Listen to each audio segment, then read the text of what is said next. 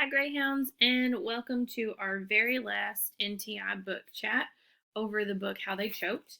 Today we're going to be reading about Amelia Earhart, and the title of this chapter is Winging It. Flying an airplane in the early 1900s was an extreme sport. A runway was any piece of land without a tree on it, and planes were cramped, loud, blowy places without bathrooms or cup holders. One false move and you'd be dead. It must have been the false moves that got Amelia's heart pumping, not in a I'm going to die way, but more in a that's a blast, I'm doing that again way.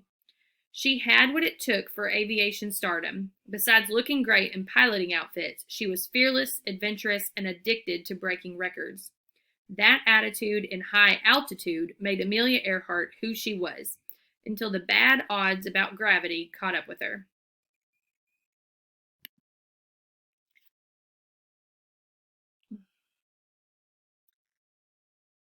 Amelia was born in 1897 in the state of Kansas.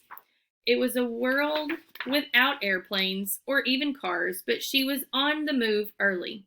At 3, when her little sister was born, Amelia went to live with her lonely maternal grandparents to keep them company. Her grandmother could take the fun out of an ice cream sundae, and her grandfather didn't know what day it was. It was a free-for-all over there. Amelia got away with hunting for snakes, sliding off the roof, and going face first downhill on a sled. She was smart, especially in math, except she never actually learned the math formulas. She used the same strategy that she used for everything else. She winged it. By 11, Amelia was an independent, freckled-faced beanpole. She moved back in with her parents because her dad got work in another state. Amelia's moody, alcoholic dad had to chase down jobs wherever he could. The Earhart family survival strategy was to keep moving, but not always in the same direction. Her parents separated, reunited, and separated again. The Earharts had moved to Kansas, Iowa, Missouri, Illinois, Pennsylvania, Toronto, Massachusetts, New York, and finally, California. Amelia wasn't exactly antisocial. She was just unknowable. Mostly because she kept her drunk father on the down low and she was always the new girl in town. Amelia got turned around, but her life was going nowhere. The only steady things she had were chronic sinus infections. At 23, with a headache and nothing better to do, she and her impulsive dad went to watch pilots flying airplanes in crazy loops and spins. It was enough to scare anyone, but Amelia signed up for lessons. She zipped herself into a leather bomber jacket and started using wingspan in all her sentences. But she was no natural. Amelia crashed planes into hedges, flipped over, careened off runways, stalled out, and forgot to fill the gas tank. Her first instructor told the reckless Amelia to find another teacher, but you'd think that would have made Amelia buckle down and be more teachable. But it didn't. At 24, with inheritance money from her long-gone grandparents, Amelia bought herself an airplane. She probably should have paid for a lot more lessons with that money. Instead, up Amelia went, flying by the seat of her pants, with fearless disregard for the dangers of being that far off the ground. She went so high she set a record, flying higher than any other woman ever had, 14,000 feet. This feat was like driving in the Indy 500 with only your learner's permit. The Aeronautical Hall of Fame put her name on a plaque, and she was in the newspaper. Amelia saw a glimpse of fame, but it didn't last. The fun she was having wasn't paying the bills. Amelia sold her airplane to pay for a sinus operation. Afterward, she bailed on paying her medical bills and bought a Kissel Speedster Gold Bug car instead. Amelia's parents divorced. Her mother hopped in the car with her and they headed for the East Coast.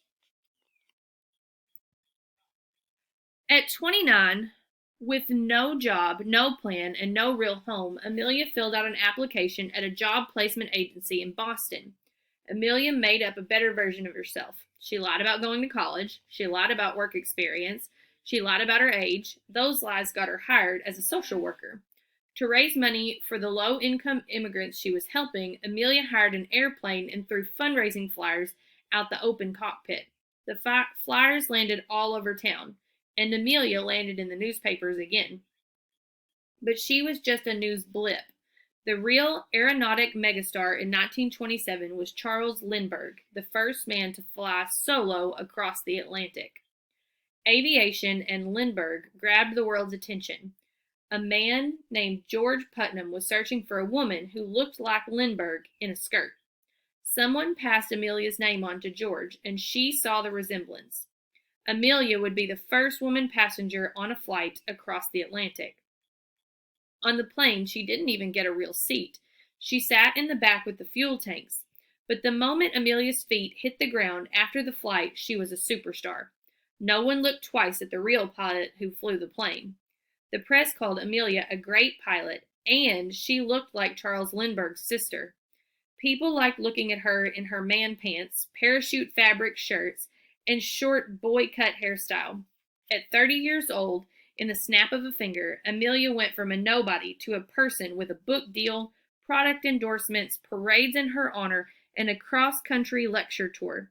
And she had the pushy PR man George Putnam promoting her very move. Amelia didn't correct the media's exaggerations about her soaring talents. She embraced them. She purchased a plane and was back in the cockpit.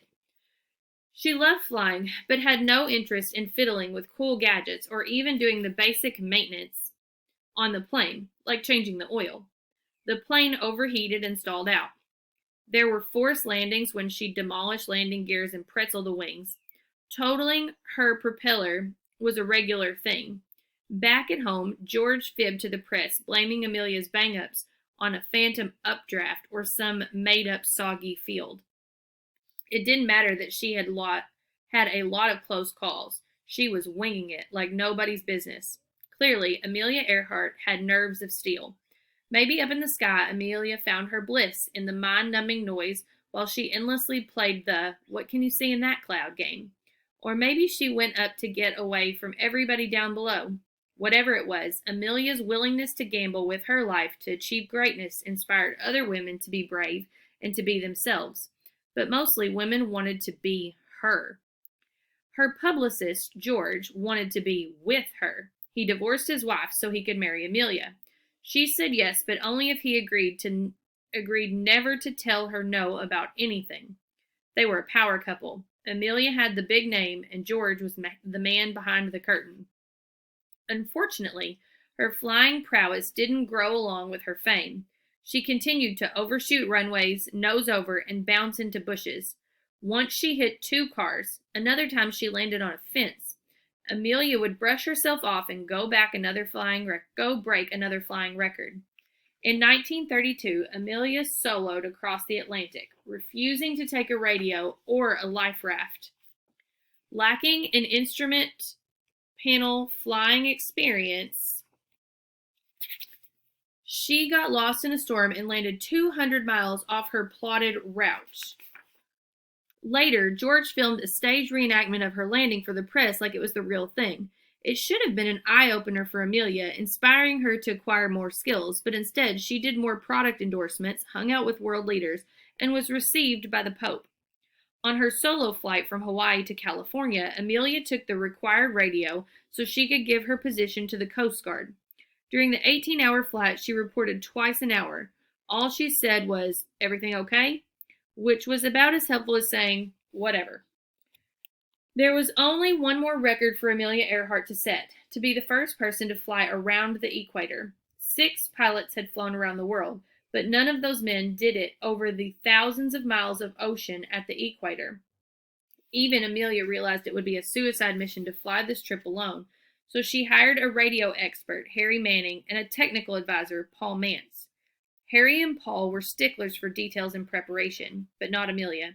She pulled some strings so she could skip 2 out of the 3 required cockpit instrument tests. She didn't take the written section or the radio navigation section, and instead of learning radio navigation, she hired Fred Noonan, an alcoholic navigator, to join her crew. Thanks to George's marketing genius, the whole world would watch as Amelia took off to fly around it. But on the first leg from California to Hawaii, Paul Mantz actually landed the plane when they got there, stealing Amelia's spotlight. George had a hissy fit because the press filmed Amelia not flying her own plane. Per George's instruction, Amelia was the only one in the cockpit on the takeoff from Hawaii. Her fellow crew members were crammed in the back as the cameras rolled. Amelia barreled down the runway as the plane careened right, then left, then right again. The landing gear broke, and the plane belly flopped and skidded 200 degrees around before screeching to a stop. Thankfully, no one got hurt. Except Amelia and her reputation. She'd practically tanked her whole career with this botched takeoff, and George couldn't spin that spin out in Amelia's favor. No matter how hard he tried to blame the crash on a flat tire, the truth was she'd lost control of the airplane. Strangely, the footage of the non-takeoff crash has never been found. A year later, Amelia made a second attempt at the record. Her career couldn't survive another failure, so Amelia snuck off into the sky in the opposite direction. She took only one member of her original crew, Fred Noonan, the alcoholic navigator. He had recently filed for divorce, sat on his glasses, and been arrested for driving down the wrong side of the street. Even more important, he didn't know Morse code. Neither did Amelia. Morse code was the standard international communication for pilots. Why didn't she take someone who had the skills she lacked? Noonan needed a job, so she hired him. For some unknown reason, Amelia had put a version of her father in the cockpit with her. It was a great gig for Noonan. He'd be taste testing Scotch whiskey around the globe. Amelia and the pickled navigator made it 3/4 of the way around the globe, but that was flying over continents. The last quarter of the trip was over the Pacific Ocean, and it wouldn't be so easy. They'd take off from Lae, New Guinea, and had to fly across 2,556 miles of ocean to tiny Howland Island. Howland is only 1 mile wide and 2 miles long. Finding the island would be as hard as spotting a dime on a soccer field from 1,000 feet up while going 180 miles per hour. Just a little cloud cover and Amelia would miss it. But Amelia needed to refuel on Howland. 3 ships were anchored along the flight route to help Amelia find the island. George was put in charge of all the radio call times and frequencies, except he used the year-old and now completely wrong paperwork of her original radio man with a different flight plan and no intention of using Morse code. George must have known Amelia didn't know Morse code. Amelia had given so far as to remove the Morse code sending key and the receiving antenna on her plane, a blunder beyond all blunders. George also knew she had dropped her technical team and that she and Noonan didn't learn how to work the tricky radio equipment. Didn't he? Or was George so used to covering up her shortcomings he couldn't stop? On top of that, George was hurrying Amelia to finish her world trip by the 4th of July for an extra publicity boost. It would be a cash cow for them for years. She needed to get her twin-engine Lockheed Electra up, and away. In her rush, Amelia took off from Lae for Howland Island without the latest weather report. Pilots always need up-to-the-minute weather data. The headwinds were now 11 miles stronger than what the old report had indicated. That alone drastically changed how much fuel she'd burned and increased her estimated flight time from 18 hours to 19 hours. Every weensy thing mattered. Every foot of runway, every gallon of gas, every mile of headwind. But this was exactly the kind of stuff Amelia had skipped over her whole life. Amelia's monumentally stupid decisions were adding up. On board, Noonan used celestial navigation, the kind of direction-finding technique used way back in Columbus's time. He pointed his gadgets at the sun or at the stars to figure out their location. A reasonable margin of error for this course-plotting method is 10%. If he calculated their position when the sun came up, they could miss the island by 50 miles. 7 hours after they took off, radio men finally heard Amelia give her one and only position report. During the following 12 hours, they partially heard her report the weather cloudy and overcast, and partly cloudy. The ship parked at Howland tried signaling her with Morse code and their usual technology to no avail. So they resorted to a caveman solution. They sent up a smoke signal. Except the smoke didn't form a tall column into the sky. It ended up hovering low over the surface of the water, camouflaging the island completely. Somewhere between Lae and Howland Island, Amelia had reached the point of no return. A pileup of her many missteps equaled disaster, and this time there was no recovery or spin possible. The U.S. Navy searched for her plane for 17 days, but Fred Noonan and Amelia